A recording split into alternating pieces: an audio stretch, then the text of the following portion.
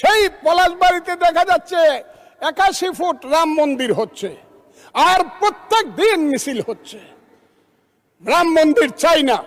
14 পুরুষ আগে তো এদেরই দেশ ছিল। এটা 1204 খ্রিস্টাব্দের আগে এইখানে হিন্দু এবং বৌদ্ধদের দেশ ছিল। তাদের পোশাকটা দেখলেই বুঝি আমি তারা কারা। সেই পোশাকি লোকজনের সংখ্যা এখন বেড়ে গেছে, এমন বাড়ছে যে তারা পৃথিবীর কোনো সভ্যতা সংস্কৃতি কোনো কিছু শুনতে চায় না, কোনো কথা শুনতে চায় না।